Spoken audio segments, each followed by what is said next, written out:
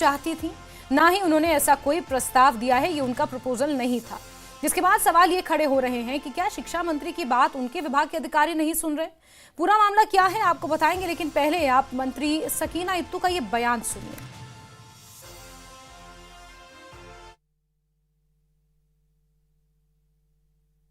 Education department ने फिर एक फैसला किया था कि इनके लिए जो है नियरेस्ट प्रिंसिपल जो है वो फिलहाल लुक आफ्टर करेगा इन स्कूल्स का, जिन में 51,000 कुछ बच्चे जो हैं इन स्कूल्स के अंदर पढ़ रहे हैं। बच्चे भी वही रहेंगे, टीचर्स भी वही रहेंगे और स्ट्रक्चर भी वही रहेगा। सिर्फ नियरेस्ट प्रिंसिपल इसको लुक आफ्टर करेगा। तब तक जो इनकी मैनेजमेंट कमेटी बनी थी वो इस सरकार से पहले एक्सपायर हो चुकी थी वो मैनेजमेंट कमेटी, लेकिन हमने सोचा जब तक मैनेजमेंट कमेटी बनेगी उसकी सीआईडी वेरिफिकेशन आएगी तब तक नियरेस्ट प्रिंसिपल्स इन स्कूल्स को लुक आफ्टर करेंगे, वो देखेंगे तब तक, ताकि बच्चों का जो फ्यूचर है उसकी सेफ गार्ड के लिए ये कदम उठाया गया था। ये हमारा प्रपोजल था, लेकिन जब ऑर्डर आया, ऑर्डर में कुछ और डाला गया कि डीसीज मैनेजमेंट कमेटी बनाएंगे और भी कुछ चीजें आई हैं जो हमारा प्रपोजल नहीं है।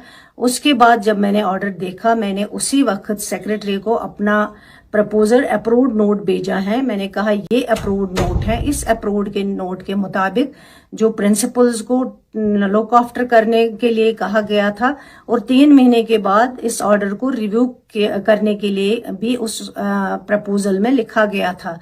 तब तक मैनेजमेंट कमेटी बनाई जाती और मैनेजमेंट कमेटी वेरिफिकेशन के लिए जाती और फिर ये स्कूल्स जो हैं वापस उनके हाथ में दिए जाते। सिर्फ प्रिंसिपल्स तब तक लुक आफ्टर करते जो नियरेस्ट है, लेकिन ऑर्डर में जो डीसीज कुछ और चीजें मेंशन की गई लुक आफ्टर, वो हमारा टेक ओवर वो एजुकेशन डिपार्टमेंट का एज मिनिस्टर मैं कहती हूँ सकीना इत्तू का प्रपोजल नहीं है। मैंने जो अपना अप्रूव्ड प्रपोजल है वो मैंने उसी वक्त सेक्रेटरी एजुकेशन को भेजा है। मैंने कहा ऑर्डर इसके मुताबिक आना चाहिए, लेकिन ऑर्डर इसके मुताबिक नहीं आया हुआ है।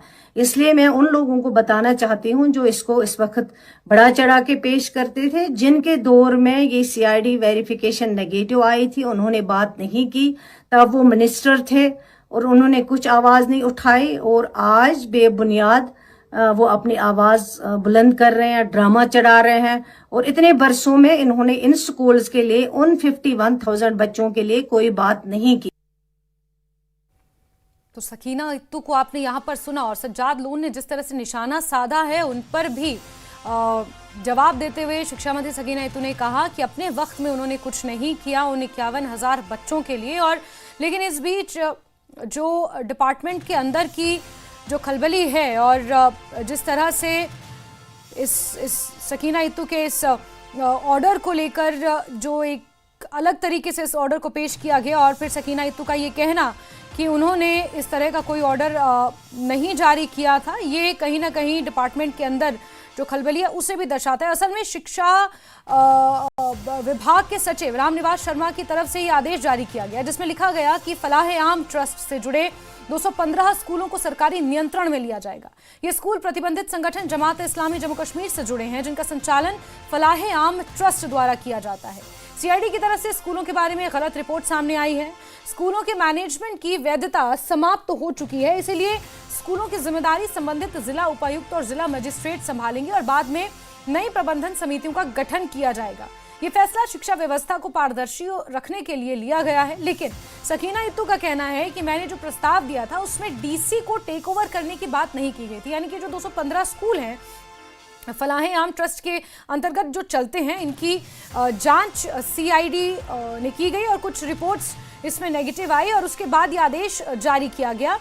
और शिक्षा सचिव ने कुछ और ऑर्डर जारी कर दिया जिसमें उपायुक्त को इन स्कूलों का हैंडओवर देने की बात कही गई है। तो वहीं शिक्षा मंत्री सकीना इत्तू का ये कहना है कि उन्होंने नियरेस्ट प्रिंसिपल को देखरेख के लिए कहा था कि जो स्कूल आसपास चल रहे हैं फलाह-ए-आम के अंतर्गत, इस ट्रस्ट के अंतर्गत जो ये स्कूल्स चल रहे हैं, इनकी निगरानी नियरेस्ट स्कूल के प्रिंसिपल्स करेंगे। और फिर नई मैनेजमेंट कमेटी की गठन की बात की थी ताकि स्कूल के छात्रों को बोर्ड परीक्षा के लिए फॉर्म भरने में दिक्कत ना हो, क्योंकि इनकी जो एफिलिएशन है उसको लेकर भी कहीं ना कहीं सवाल है। 1972 में जमात-ए-इस्लामी जम्मू कश्मीर ने फलाह-ए-आम ट्रस्ट की एक तरह से शुरुआत की थी, जिसमें 60,000 बच्चे देखते ही देखते पढ़ने लगे और अब इसको लेकर एक नया विवाद घाटी में शुरू हो चुका है।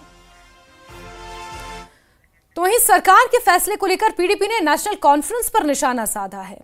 पीडीपी नेत्री इल्तिजा मुफ्ती ने एक्स पर लिखा है कि जमात को टारगेट करना इनकी पुरानी नीति है। इल्तिजा मुफ्ती ने आरोप लगाया कि जम्मू कश्मीर की सियासत में जब भी नेशनल कॉन्फ्रेंस को बहुमत मिली, उनका पहला निशाना हमेशा जमात इस्लामी रहा है। इल्तिजा ने लिखा कि कश्मीर के इतिहास में हर बार जब नेशनल कॉन्फ्रेंस को वोट मेजॉरिटी मिली है, उनका पहला टारगेट जमात रही है, चाहे 1977 हो या आज का वक्त। अब तो हालात इतने बिगड़ गए हैं कि हजारों छात्र परेशानी और असमंजस में हैं। इल्तिजा ने लिखा कि नेशनल कॉन्फ्रेंस की शिक्षा मंत्री का हैजी और इलॉजिकल यू टर्न इस संकट को और गहरा कर रहा है।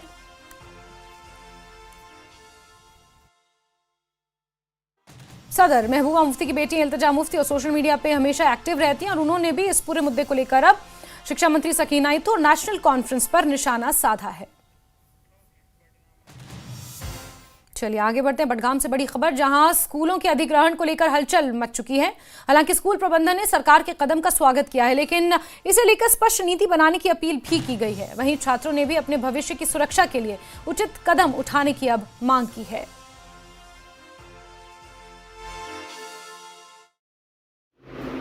जी हम बहुत परेशान होते हैं, हमारे पेरेंट्स भी परेशान होते हैं, हम भी परेशान होते हैं।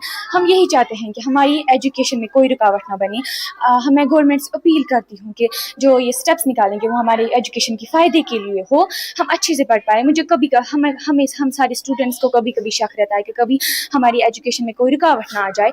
मैं गवर्नमेंट से अपील करती हूँ, मैं उनसे अपील करती हूँ कि वो ऐसा स्टेप निकालें कि जिससे हमारी एजुकेशन पर कोई फ़र्क ना पड़े। मैं गवर्नमेंट से ये अपील करना चाहता हूँ कि उनको जो भी करना है हमारे फ्यूचर के लिए, उनको जो भी उनके जो आर्डर्स है, लॉज है, हम वेलकम करते हैं। मगर ये जो बार बार ये वेरिफिकेशन करते हैं, 7 साल में इन्होंने कंटिन्यू वेरिफिकेशन कर रहे हैं, हम उससे परेशान होते हैं। हमारा मेंटल डिस्टर्ब हो जाता है, एजुकेशन से हम मेंटली डिस्टर्ब हो जाते हैं।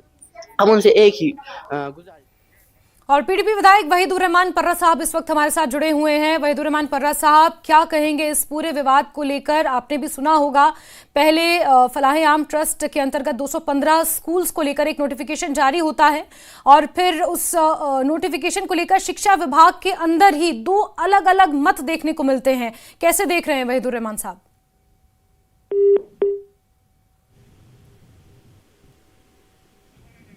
चलिए दोबारा जुड़ते हैं। वहीदुर रहमान साहब इस वक्त हमारे साथ जुड़े थे, उनसे दोबारा जुड़ने की कोशिश करेंगे। तो इस पूरे मामले को लेकर शिक्षा विभाग के अंदर भी डिसएग्रीमेंट देखने को मिल रहा है, क्योंकि शिक्षा सचिव की तरफ से ऑर्डर कुछ और जारी किया गया और शिक्षा मंत्री सकीना इत्तू का ये कहना है कि उन्होंने डीसी को हैंडओवर देने की बात कतई नहीं कही थी। उन्होंने कहा था कि इन स्कूल्स के जो नियरेस्ट प्रिंसिपल्स हैं वो इन स्कूलों की निगरानी करें, देखरेख करें, क्योंकि बोर्ड एग्जाम्स के समय जो फॉर्म भरना होता है या स्कूल बोर्ड ऑफ एजुकेशन में जो पूरी प्रक्रिया है बोर्ड के, क्योंकि जब एग्जाम होते हैं तो उस फॉर्म भरना वो एक अलग प्रक्रिया होती है। तो ऐसे में दिक्कत बच्चों को ना आए, इसके लिए उन्होंने जो नियरेस्ट स्कूल सरकारी स्कूल है उसके प्रिंसिपल को इन स्कूलों की देखरेख करने के लिए कहा गया था। और ऐसे में इससे पहले शिक्षा सचिव की तरफ से एक ऑर्डर जारी करना जिसमें यह कहना कि डीसी निगरानी करेंगे इन 215 स्कूल्स की, जिसमें अनंतनाग में 37 हैं, बारामुल्ला में 53 हैं, बडगाम में 20 हैं, कुपवाड़ा में 36 स्कूल्स हैं, पुलवामा में 21 हैं और बाकी जिलों में कुल मिलाकर 215 स्कूल ये आते हैं। और ये जिस तरह से फलाह आम ट्रस्ट से जुड़े हुए ये स्कूल हैं, 1972 में जमात इस्लामी जम्मू कश्मीर ने इन फलाह आम ट्रस्ट के अंतर्गत इन स्कूल्स को कायम किया था और इनका मकसद था तालीम और खिदमत खल्क देना, यानी कि सोशल वेलफेयर के लिए ये स्कूल्स शुरू किए गए थे। धीरे धीरे देखते देखते ये स्कूल्स प्रॉपर स्कूल्स में कन्वर्ट हो गए और 60,000 बच्चे मौजूदा समय में, अगर आंकड़े को गिना जाए तो 60,000 बच्चे इसमें पढ़ते हैं और लगभग 4,000 टीचर्स इन स्कूल से जुड़े हुए हैं।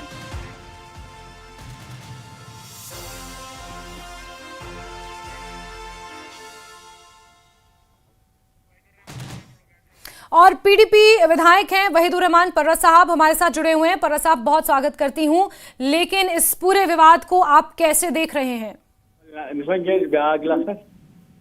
देखिए मैम, ये जो बेसिकली सरकार ने ये फैसला लिया है जी, तो ये स्कूल्स जो है ये जमात इस्लामिया चलाती है, लेकिन जमात इस्लामिया एक मजहबी ऑर्गेनाइजेशन है जो पूरे मुल्क में जी। जमहूरियत को मानती है और कानून और आईन के संविधान के हित में काम करती है। तो जमात अगर स्कूल चलाती है तो उससे कोई मुल्क की जमहूरियत या सालमियत को कोई नुकसान नहीं है।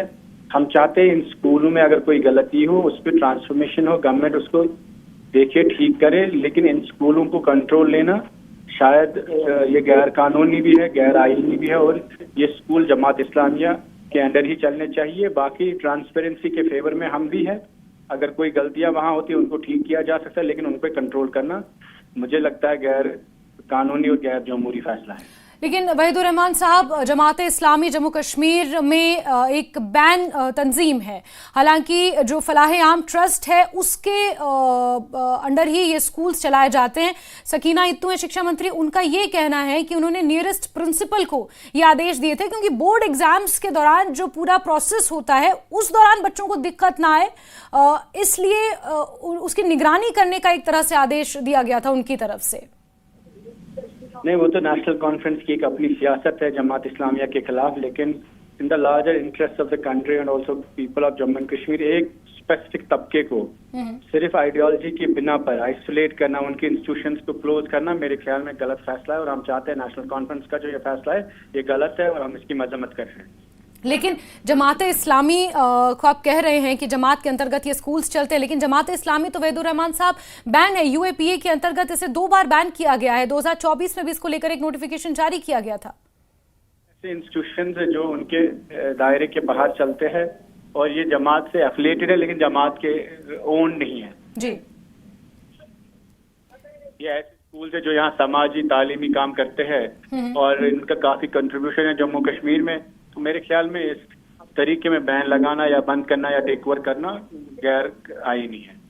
बिल्कुल। ऐसे में वहीदुर रहमान साहब, क्योंकि ऑपोजिशन में आप हैं, ऐसे में आपकी पार्टी की तरफ से कोई स्टेप इसको लेकर लिया जाएगा, कोई आवाज आप उठाएंगे? क्योंकि सज्जाद लोन पहले ही आरोप लगा चुके हैं, उनका सोशल मीडिया पर ट्वीट आ चुका है पीपल्स कॉन्फ्रेंस की तरफ से।